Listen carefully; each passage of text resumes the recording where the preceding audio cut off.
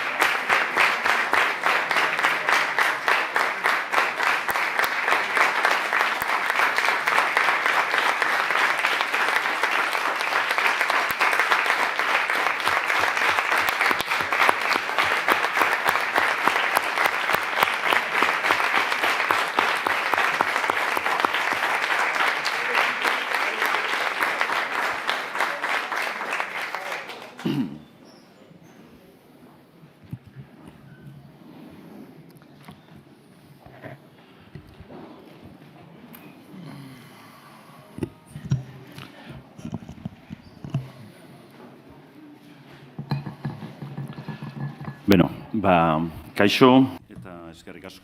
Good morning, ladies and gentlemen. Thank you very much for being here in this press conference of the Donostia Prize. We have Victor ERICE with us. Our Donostia Award. Muchas gracias por su presencia aquí hoy. Thank you very much for being here this morning once again. We will talk later on with the crew of the film Cerrar los ojos. I will hand the floor over to you for questions in a minute, but first of all I have to say that we are honored to award this prize, the Donostia Prize, to Victor ERICE, the first time that it goes to a Basque director with great international prestige who won the Concha de Oro with his first film. He was born in Carranza, but he grew up in San Sebastian, and it is right here in this Cursal building where he saw the first film in his life, as he told us in La Mort Rouge. So, Victor, maybe it would be timely to go back to Albert Camus' words that you've quoted yourself. And he said, I know with certainty that the work of a man is a long walk of life, going through deviations of art, leading to wonderful things and opening his heart to so many things for the first time. Victor, you're back home, you're being awarded a prize. Maybe you have in your memory some of those simple and great images. Well, thank you very much, first of all. Thank you to the San Sebastian Film Festival for having me.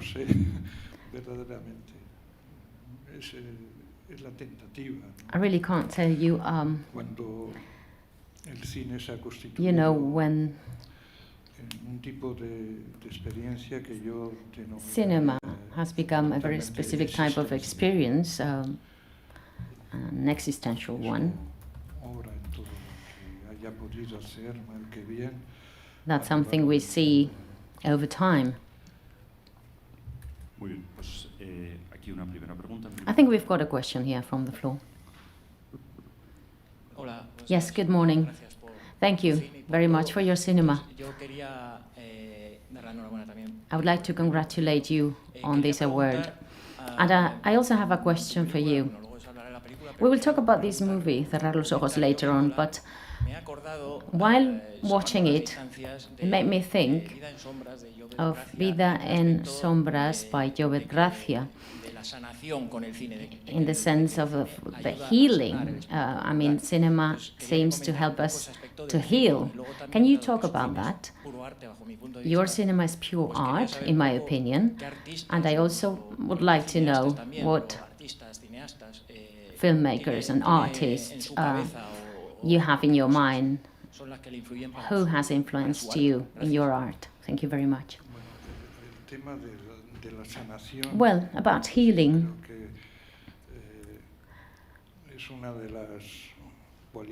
I believe this is one of the virtues, the qualities of what was called the art, generally speaking. That's something, of course, that could be related to books, pictures, music, films that come to our lives and that change us. After having that experience, somehow we change, we feel different. We've grown somehow in knowledge. Art as something that heals us.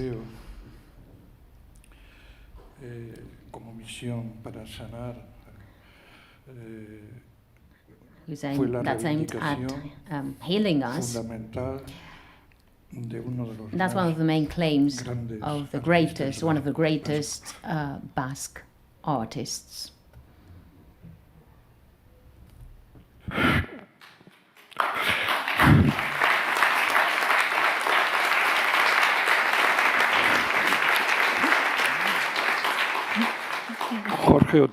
Jorge Oteiza, I'm talking about him. Oteiza was something more than an artist, much more than that. He thought that art had that role to play, that function. And so artists could be integrated in the society and then devote him or herself to teaching. That was his political purpose. Frustrated so many times. That was to move from art to education. But you know, going from art to education means that there's a healing process that goes on. And he used to say that most of the main Basque artists in history had been mutilated, like Íñigo de Loyola, for instance, who discovered the Americas, López de Aguirre, for instance. Jorge Oteiza, who I personally had the chance to meet at a very young age, said that art needs to die for men to live. He was facing one of the most important topics of the 20th century that was present in many artistic languages, which is the death of the art. And I will finish with a quote by Jorge Oteiza. Art, I would say that art needs to die for men to live, but we need to see this as a healing process. He thought that the education needs to integrate aesthetic education. Any educational system that we want to have as citizens needs to have that. If we don't have this aesthetic education, then we'll be lacking a fundamental piece of the puzzle, because art has been a fundamental, a founding element of all cultures. All cultures. I'm very sorry that I've been protecting myself with all these great artists.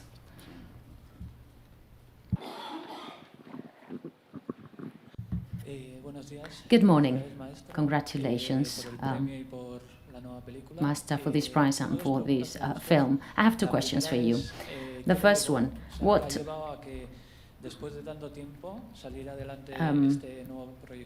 how come you brought to light this new project of yours after such a long time? And looking at your career as a director from the Espíritu de la Coldena to today, I would like to ask, what do you think the cinema has given you and taken away from you? What took me to make this film? Well, it's the most conventional of needs, the reproduction of existence.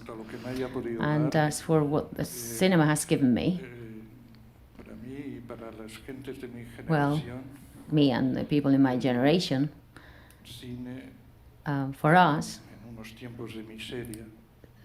in times of misery, and I mean the lack of freedom, you know, thanks to cinema, we could become citizens of the world just for a few hours. And at the same time, thanks to the cinema, we were able to choose who our teachers were going to be. They were filmmakers all over the world that were not considered as artists, and that was extraordinary, because I really believe in creativity. And the creativity of a filmmaker that is not aware of the fact that he or she is making art. It was never the goal of my projects. Making art, I mean. That happens or doesn't happen. That's the great adventure of creation. Creo que por ahí había... Sí. Aquí, por favor, micrófono.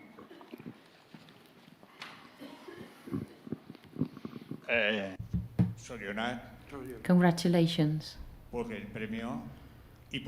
for this award and for your film. I really loved it. The end of the film, well, that's something we've seen in a closed theatre, and it made me think of how the platforms are hurting theatres. And it leads me to my question. Do you think that, what resources do you think we still have to watch cinema and watch films? Only in film libraries or in festivals? What do you think about this, Victor, about this situation of ours? As for the original project of the Lumiere brothers, who I brought with me on this T-shirt, we only have the theatre. Currently, films are produced, they're made and distributed in a completely different way. It's a whole new world, which I call the world of the audiovisual. So theatres are the only thing left, and they're like a residue of what used to be. The main feature of what I think still survives from cinema is cinema, the theatre. A film absolutely needs a theatre to be seen. But now we know that the large corporations have this trend to occupy all the spaces, and that includes not just TV, but tablets, smartphones, everything. And that way, we're losing one of the main, or the original goals of cinema. From the very beginning, watching a film was an act of contemplation. What changed is the experience of watching films as an activity that is carried out in the whole of the society.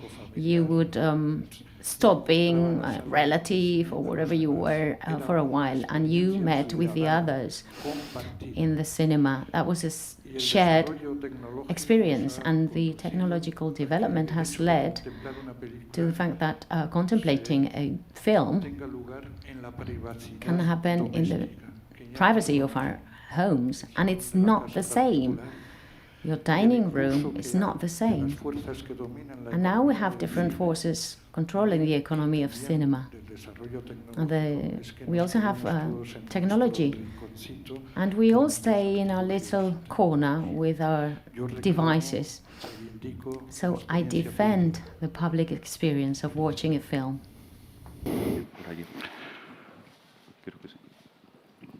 Hola. Hello, good morning. Congratulations on this film and on the award. You've become a myth, almost, because you're very shy, and I wonder, can you share what you feel today, how you feel today? You've been applauded for a long time here in this room. How do you feel? How do you feel about the prize? Well, I need to excuse myself. I need to apologize. I don't want to... I really don't want to offend anyone, but I don't trust the epic legend around myself as filmmaker.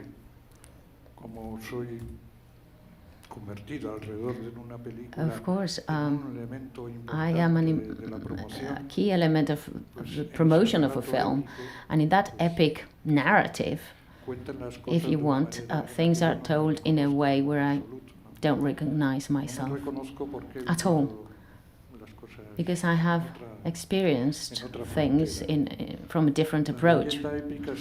The epic legend is fine as an advertising element. It includes or suggests that 30 years, well, I haven't made a movie for 30 years when I consider that I've had activity like Bella Piedra del Cielo for the a museum in Bilbao. I've done so many things outside the scope of the audiovisual production, where we only count or take into consideration feature films. There's life beyond that, and I think that the vitality of the system, of the film system, happens in the periphery of it, outside feature films, beyond them. So all this rhetoric that's used and disseminated in the mass media, where you say, well, this film is this or that. Well, I admit all that, I accept it. My goal in life is retiring or going to a cemetery, that's all.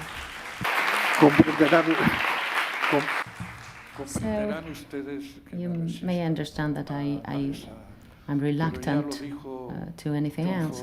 But John Ford already said it in El hombre que mató a Liberty Balance. What we need to print is the legend.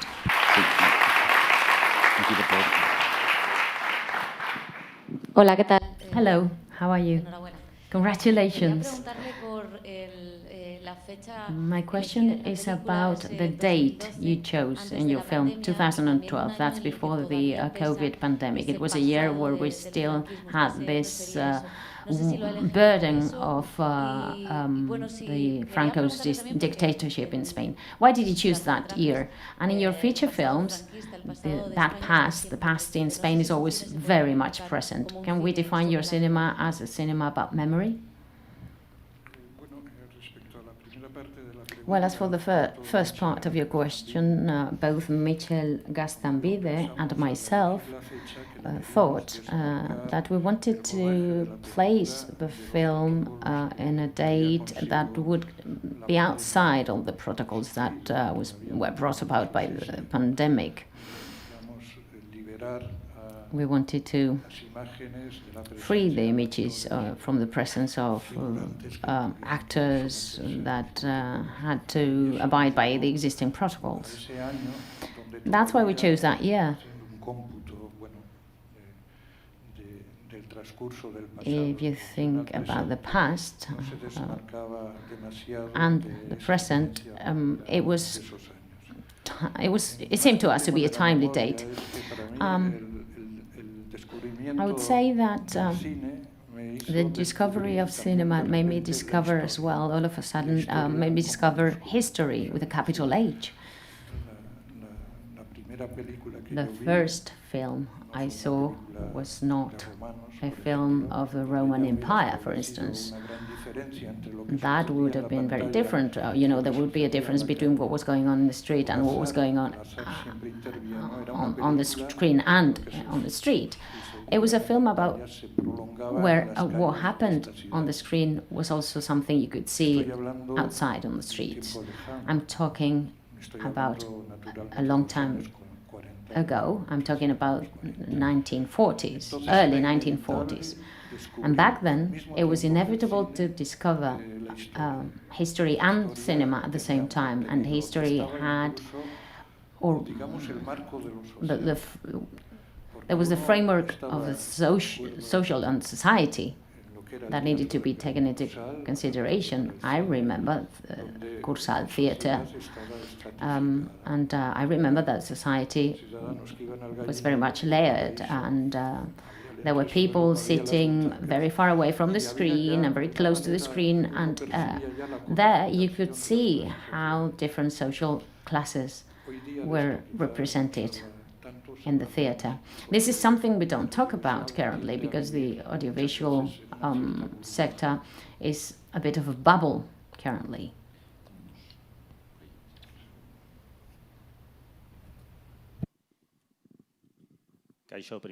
Hello, congratulations on the award. You're going to get the Donostia Award in the same theatre you got the Concha de Oro. What do you remember about that moment?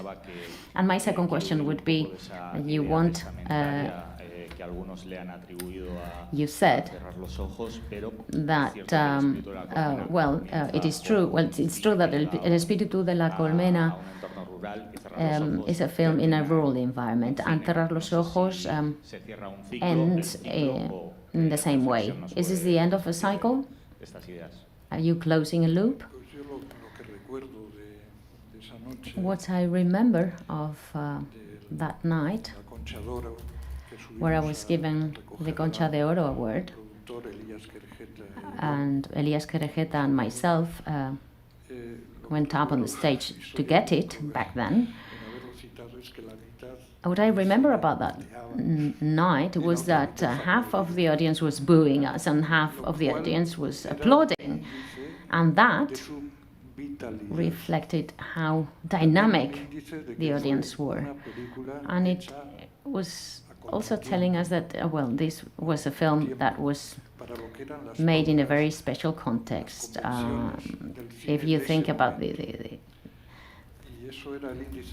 conventions back then.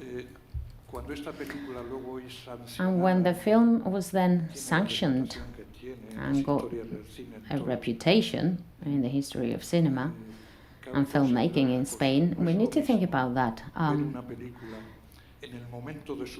Watching a film in the moment it is screened, it is created, is different from watching it when it is already part of the history of cinema, when it's already been sanctioned, socially sanctioned, I mean.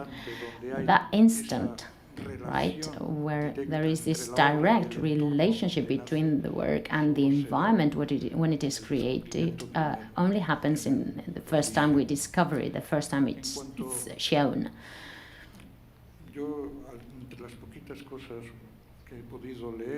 Among the very few things I've read about Cerrar los Ojos, I can say that it's seen as a testimony.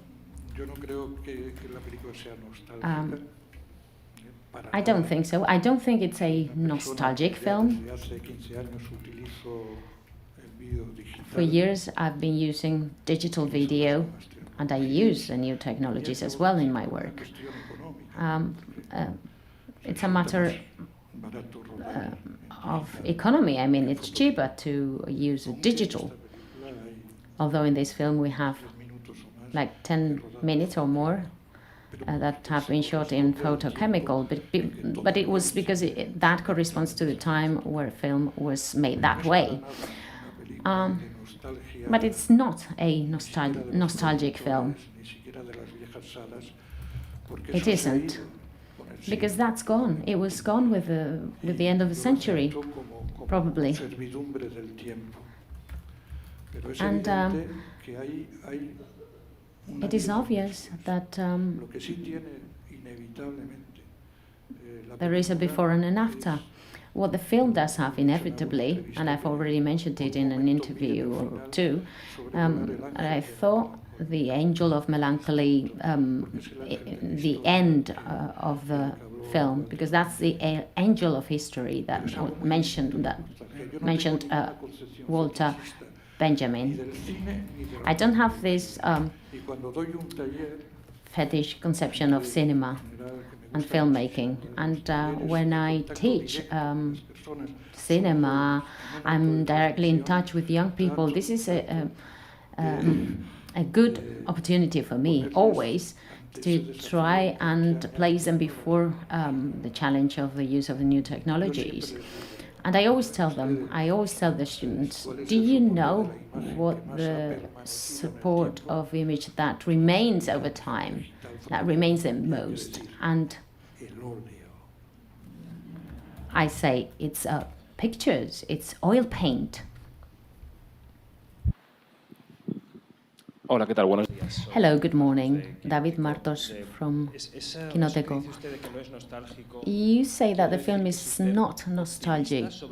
Do you mean that you're optimistic about the future of cinema and filmmaking? And my second question, how do you see our country? How do you see Spain? What do you think about the current situation? And the first question was? La primera, ¿cuál era? Yo siempre acostumbro a utilizar la frase de un conocido habitante del Let me quote Antonio Gramsci, a prisoner, Antonio Gramsci, who said that pesimismo de la inteligencia, the pessimism of the intelligence is the optimism of our will optimismo de la voluntad. Yo, el otro, and determination. soy un And tontísimo as for Spain, para lanzar un diagnóstico. I wouldn't dare make a diagnosis of the current situation. En gran medida, como un ciudadano, I experience everything that's going on as any other citizen in Spain. My only aspiration is that una educación citizens que la aproximara a ese were fenómeno duly extraordinario educated, que fue el and cine, que fue el that cine, education, I hope, would bring them close to cinema, que a mí me ha servido para because that el descubrimiento close relationship to cinema has helped me to discover so many de lo things. que modestamente trato And de hacer en cada uno de mis humbly, that's what I try to achieve in my work. I try to give the best of myself.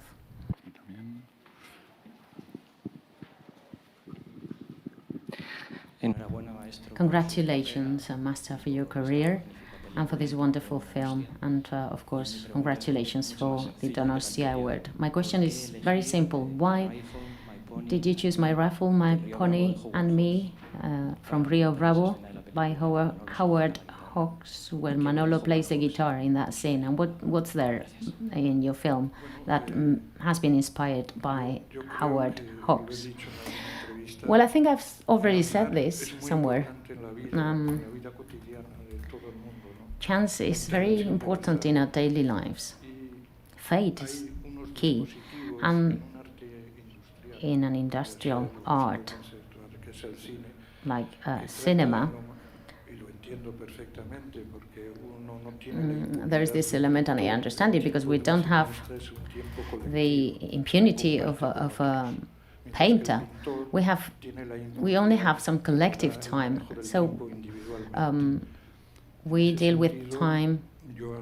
We don't deal with time individually like painters do. So I have this agreement with reality of cinema. But things are made in a way, or premeditated in a way, that fate intervenes least in filmmaking. But you know, I believe that chance or fate actually improves what you've written.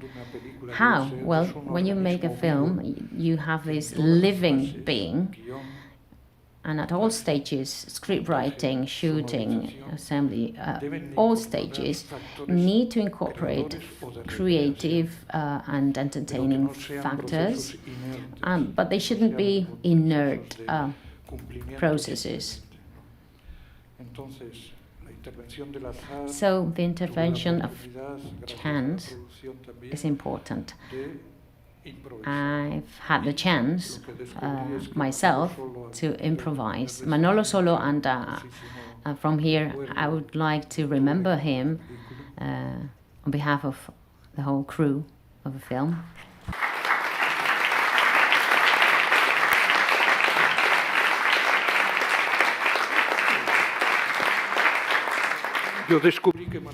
I discovered that Manolo Solo knew about this song because he sang it, and 2 days before we shot, we rehearsed it and we sang it, and we didn't know if we were going to get the copyrights for the song. What can I say about that film? It was an icon, one of the best westerns in history.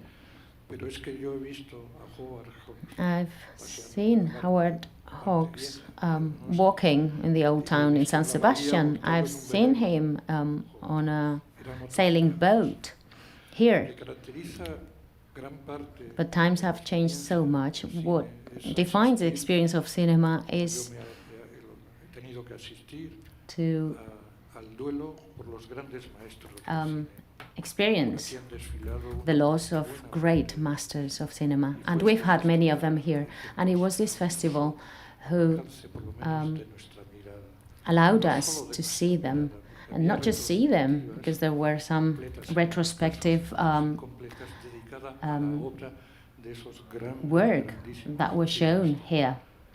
no solo Howard Hawks, And it wasn't just Howard Hawks' films. We could see here also Hitchcock, Steinberg, Nicholas Ray, and so many others. The list is so long. lo que ha tenido que vivir So también mi generación my generation es el duelo also experienced the mourning paulatina. Luis Buñuel of the podría haber sido el disappearance of people like Luis Buñuel, who could have been the founding father of our cinematography.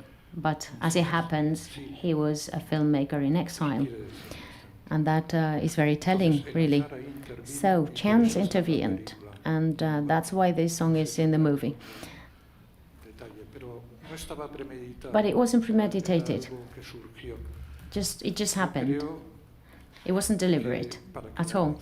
I think that for Chance to be able to intervene positively, for it to be admitted in a film, hacerla muy ligeritos, the best thing is to do it muy ligeritos. in a light way. A medida que crecen los And presupuestos, so as the budget increases and you have more money, then queda un poco menguado, freedom puede ser shrinks. la intervención del azar no se- And so the intervention of Chance is not admitted por la estrategia de rodaje. by the general He strategy. tenido aquí la suerte, I've como he hecho en todas had the mis chance, películas, in this case and in all my films, in spite of my reputation of a perfectionist filmmaker, I had to improvise all the time.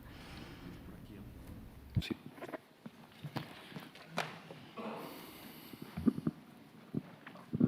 Hola, muy buenos días. Hello, good morning. Congratulations on the award and the film. You said earlier on that when you teach in workshops with young people, when people talk to you about El Espíritu de la Colmena, or when the new generations discover your cinema now, do you think they get something new from the film? The way they interpret the film has changed over time? Do they talk to you about that? los talleres no Well, muy excepcionalmente presento mi propio Um, trabajo. I don't usually talk about my work in the workshops. I tend to use films made by other people Experiencias because I think there are film experiences that are exemplary, much more than my own films. As for the El Espíritu de la Colmena, well, it represents y probablemente its time, espectador de and ahora, probably current young de viewers por medio es una quiebra en el acto de la transmisión. Mi generación have felt that this act of transmission has been fragmented. My generation has been defeated politically. acción cultural, Oftentimes, pregunto a we, todos ustedes, ¿dónde está and I ask you, where is this cultural transmission esa quiebra now? se produce? Well, that fragmentation La tendría que occurs solucionar de algún modo la formación, because la formación we need this que el cine aesthetic fuera admitido training or por la education. puerta de atrás, The cinema needs to be included pero no solo in the classrooms.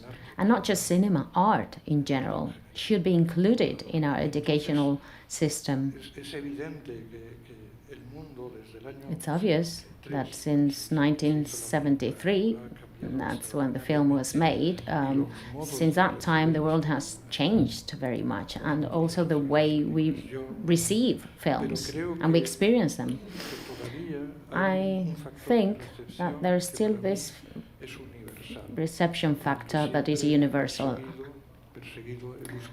And that's something I've always tried to get in my films, because I think this is a key element for communication, which is emotion. Emotion. So when that emotion happens, and I'm not saying that I succeed at that, it's not guaranteed, but when it happens, never mind where you are, you can be in Tokyo or in San Francisco or here in Donostia, regardless of where you are, that will really reach to your consciousness and the conscience of viewers. And I respect that very much, because that film belongs to viewers once we show it. And I always ask you, please make it yours. Maybe one last question before the press conference with the whole of the crew. Hello, good morning. Congratulations again on your film. I've just watched it, and I have a very specific question about a character, that is Max, who is the one that is invited to take the film and show it. I believe it's a very moving character. It's quite a philosophical and ironic character. Does this character actually exist in real life, or how did you build that character?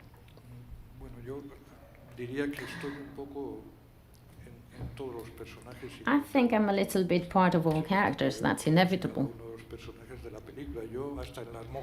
Even in the nuns.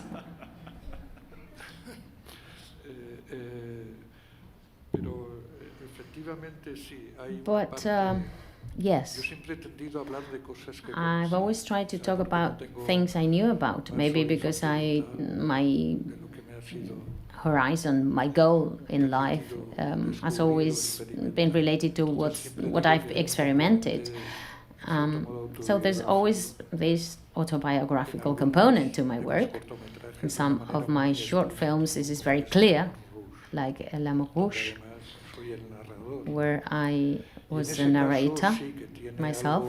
And in that case, yes, in that character, you see elements from a friend of mine who's a collector of copies of films. And I don't know what he's going to do with them when cinema projectors completely disappear. We need to think about something. When you have people sharing their opinion in the mass media, and they sometimes don't say that 90% of the history of cinema and filmmaking is in photochemical support and format, and transmitting it to a digital format to be exhibited, because what sense does it make to have a film in a can, in a coil, if you cannot show it? But that means you need to spend a lot of money, and not everyone can assume that. So this character has its collection that he's built all over his life, and he cannot show those films anymore, and that's a reality.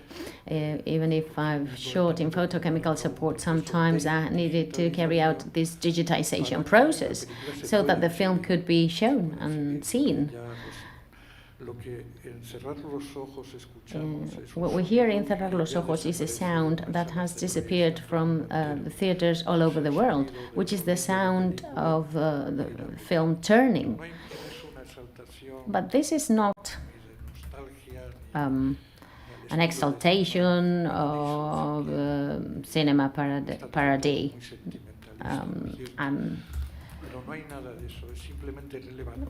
I'm not being soppy there anyway. It's just stating something that is coming to an end. That's something we need to face, and that's what the young people need to do. They need to face that. Currently, they have this challenge. They need to create images in a world that is highly polluted, where images are highly polluted.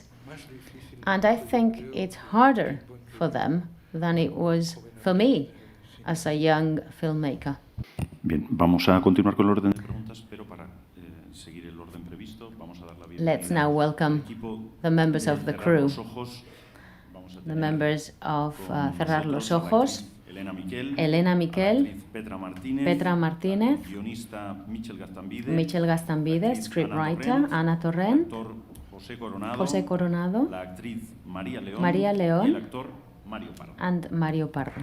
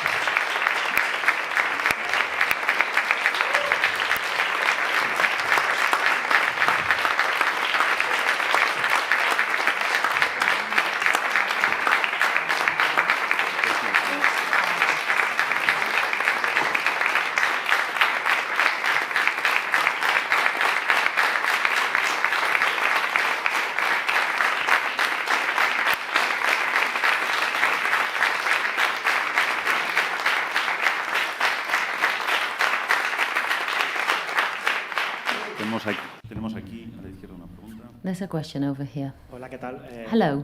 Good morning. Javier Turro from El Diario.es. Since we have Ana Torrent here, I would like to ask you, is it special for you to be here and give the award to Víctor ERICE? And can I ask you about that quote, Soyana, Soyana, that makes us travel through time? Can you talk us about that scene that is in our memory? Well, for me, it is very moving to be here. As I came here and you were applauding, I became fully aware of it. Because I have so many memories of that film. I experienced it in a different way. I was a child, fascinated by cinema, and I still had this reality and fiction. I was mixing both reality and fiction, and now my experience is being completely different. It's really moving. It's very nice. We worked together, but we'd already worked together over time in these other things that Víctor ERICE has been working on in the past. What can I say about Soyana, about that moment?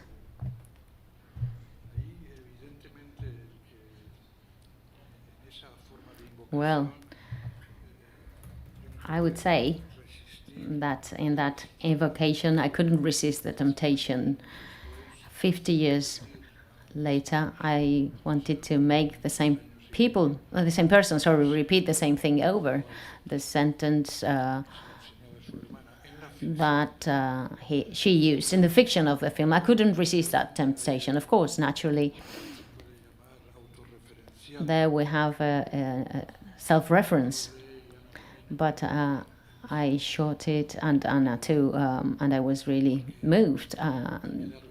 You know, because we need, I think, to thank our destiny, because it allowed us 50 years later to be together, invoking the same thing, saying the same thing. Somehow the ghost in the film, because you know that Mary Shelley, when she wrote Frankenstein, well, there's something that not all editions of Frankenstein include. Mary Shelley dedicated the book to her father.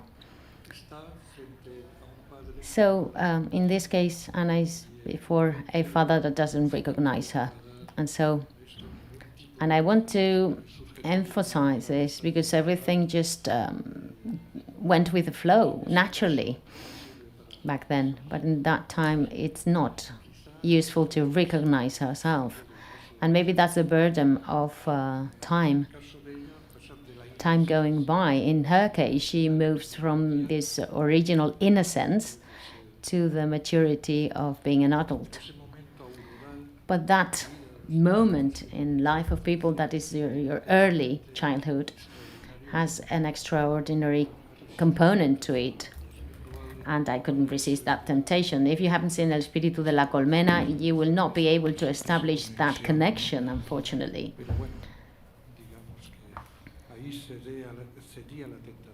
So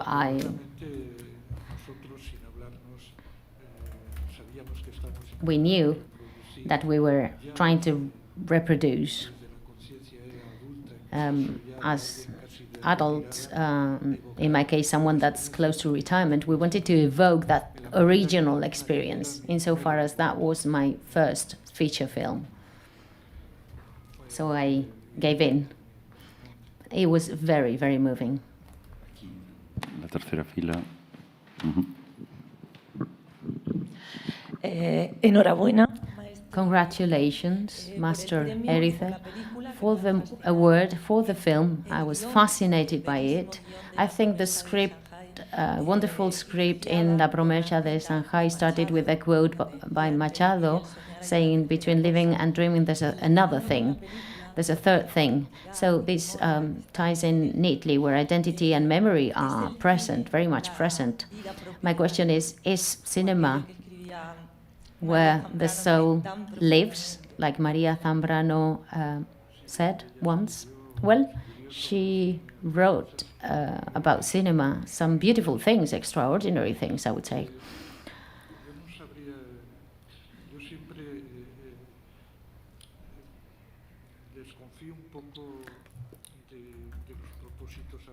Sometimes I tend to distrust our first purposes, because everything seems to be previously thought when you're going to make a film. And I understand that from an industrial viewpoint, everything needs to be accounted for. But to me, cinema has always been a vital experience, fundamentally vital. And it's an adventure for me. In that sense, I can only talk from my experience of cinema, where I think there are two sides of the same coin.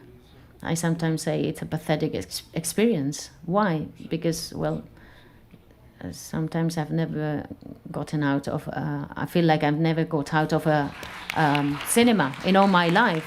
I feel trapped in there.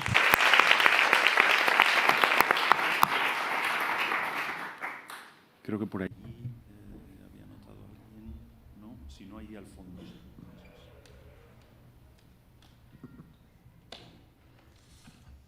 Hola, buenas.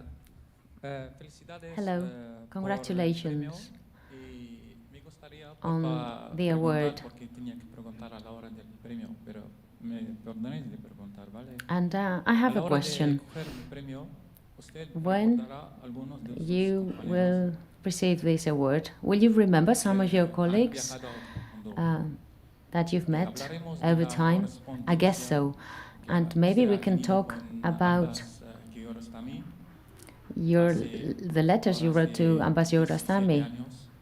I'm talking about 17 years ago.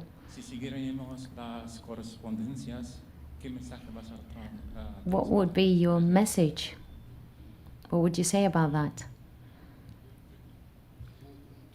Well, there was a time in cinema where a formula was used to assess a film. People would say, well, there is a message to it. And then someone else would say, a great filmmaker said, well, you know, the message is I post them in the post office.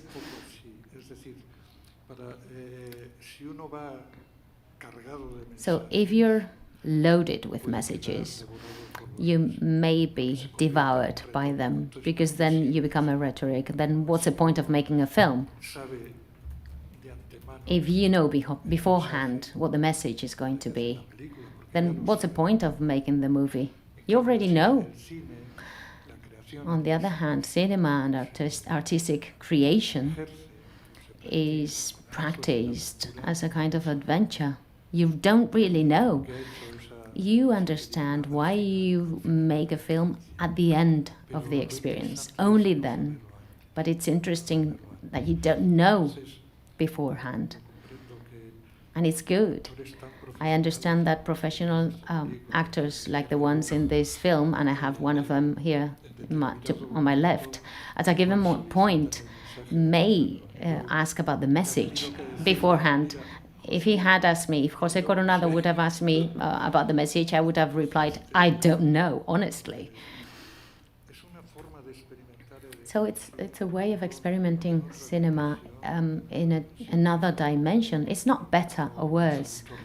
I totally respect the professionals, professional filmmakers, all of them. Por aquí había alguna también, ¿no? Si no recuerdo mal. Aquí. Congratulations on the award on the film. My question is for the actors. Beyond everything that's professional, what did it mean for you to participate in this film? Well, I think I can speak on behalf of all my colleagues when I say that I feel privileged to have had the chance to work with this wonderful person and professional. His film is very honest, so honest that it's very hard to find this element in filmmaking currently.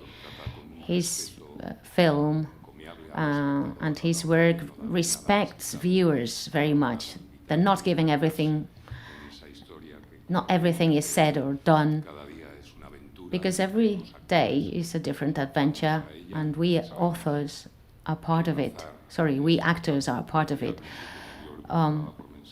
At first, at an early stage, I would ask about the message. We spent a week, wonderful week, by the way, talking about films, scenes, filmmakers. We didn't talk about my character, but he really taught me what cinema is really about. And that's something that we're losing, but he sticks to it. And, well, that would be my reply. It's been a privilege, an honor, and a huge responsibility, you know. In my career, well, I think more or less I've understood what filmmakers and directors have asked from me. But with Victor, it's completely different. You need to be and stay humble. You need to trust him. He's the only one who knows where he's going, where he's heading for. And you just need to enjoy the experience. Creo que por ahí alguien había pedido.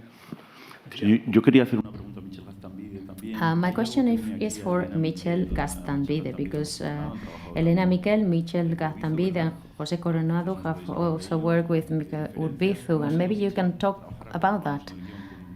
You worked together with Víctor Erice in writing the script. How was that process? Well, as you can imagine, this is a vital experience. Working with a director and a person, an individual like Víctor Erice is always very special. I have a broad experience in script writing, and when you roll your sleeves up, when you start writing with a director that is so demanding as Víctor is, or maybe Urbizu as well, who's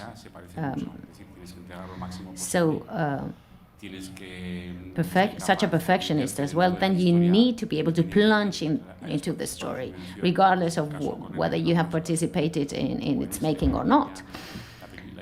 In this case, the story was completely clear, and you really shouldn't be scared of making mistakes and maybe having Víctor say, "Oh, this is a mess, I don't like this first scene." You shouldn't be afraid, because he's asking from you to be and remain authentic. My experience has been wonderful. It's been an honor, really. Elena. Elena? Me apunto por lo de el día que llegué al rodaje. The day, first day I came to the set, Lancé mi primera frase. I started rehearsing, and Víctor said, "No, I don't want that. I want the truth." Y en esta película ha sido muy And importante I think that buscar esa verdad, ¿no? looking for that truth has been essential. Abierto para que esa verdad fluyera. Here, you needed to be open for the truth to flow. Y no sé, mi personaje era tan My character was y tan comprometido. so Bueno, la camiseta que engaged. llevaba Víctor ahora era una You know, que llevaba. Victor's t-shirt is one of the t-shirts that my character Eso fue muy bonito. La primera was vez wearing que on llegó the al film, and that was very nice when I first came to the set.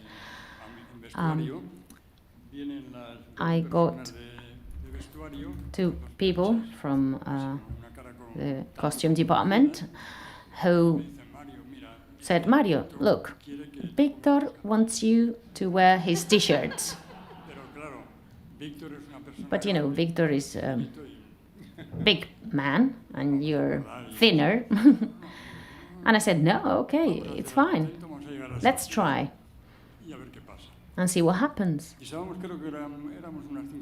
And there were like 5 people there. I took my clothes off, I put on a t-shirt, and then all of a sudden everybody said, that is the character. That's how he should be dressing. And I used Victor's t-shirts. Yes, we were talking about our connection, because all 3 of us worked with Enrique Urbizu, and we've met again this time in this wonderful project by Victor ERICE.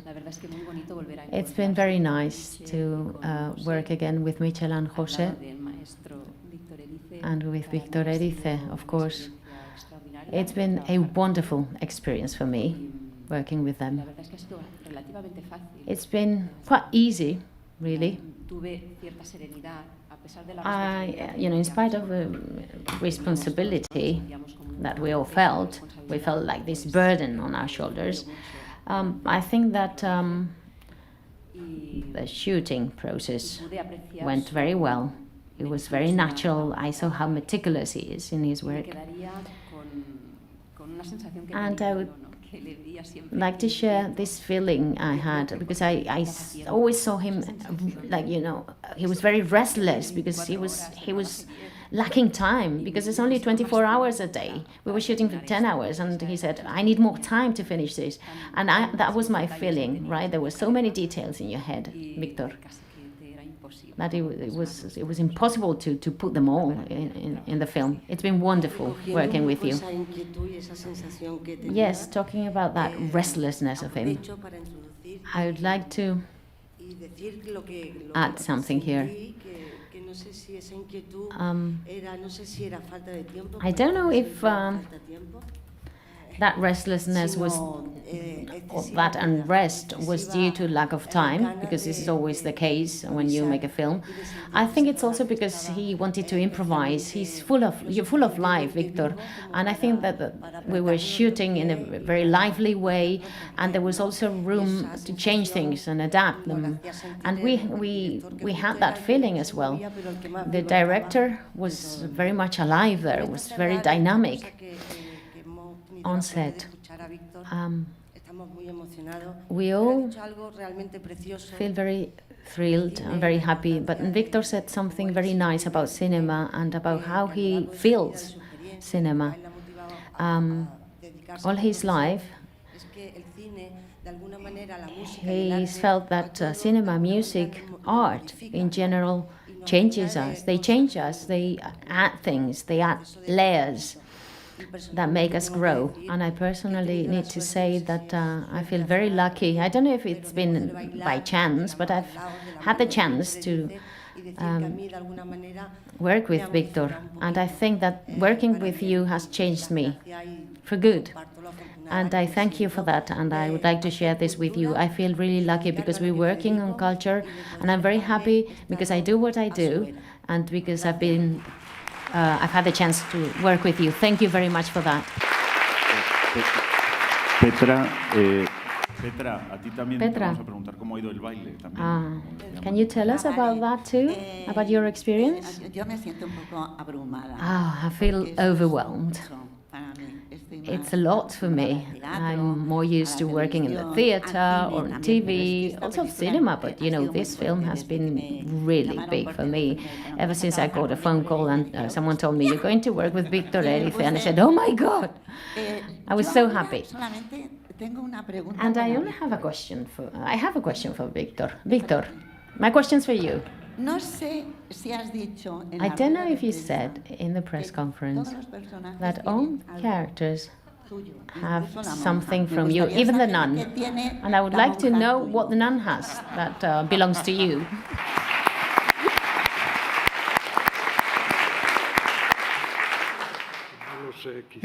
I don't know.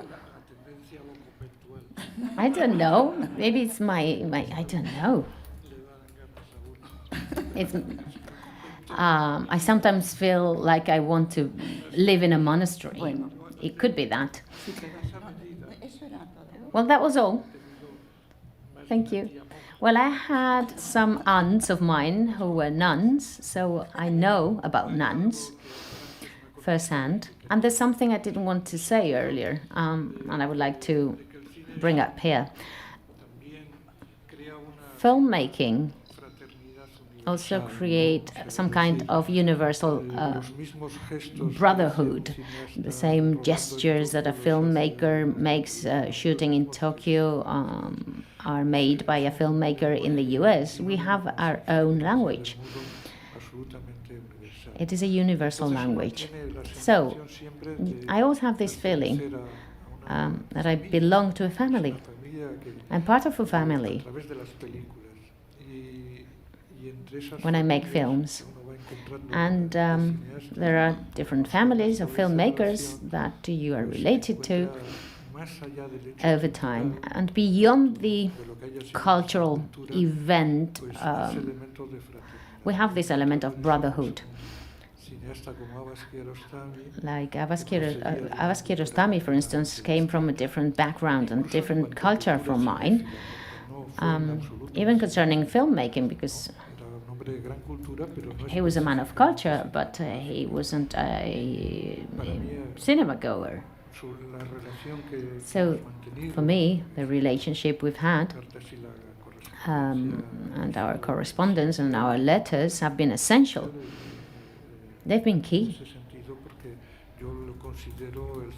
I think he's probably the most important filmmaker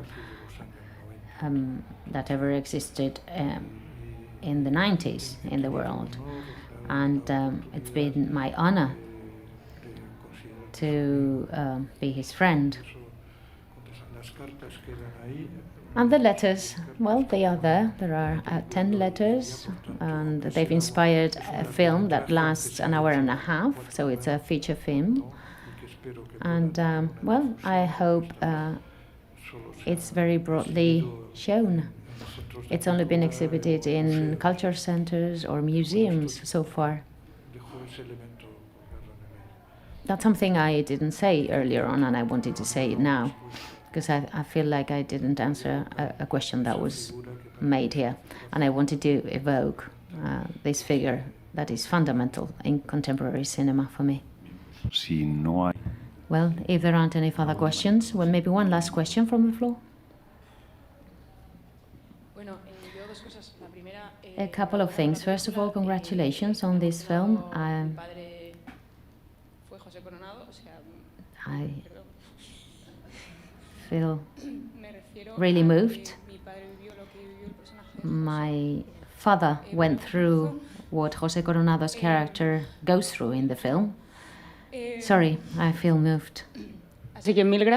So thank you very much, José. And thank you, Victor. Thank you for talking about a problem that is real, that is actual. And thank you for representing it and performing it so well, so beautifully. My question is, what was the main challenge of your character, of putting yourself in Gardel's shoes? Well, Victor asked me to forget about myself, about my being, to deprive me of myself, and it's not easy, I can tell you. I had to forget about everything I had learned so far, and I had to be really honest and really plunge into the story. Naked. And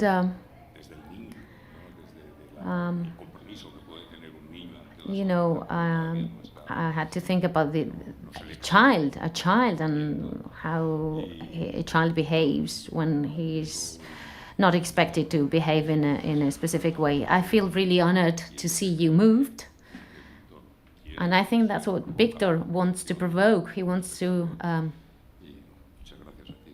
create emotion. So thanks to you, dear. Thank you very much.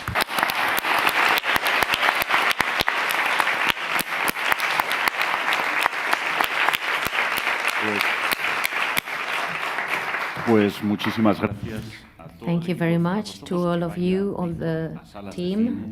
I hope Cerrar los Ojos is a success. Please encourage people to go and see it.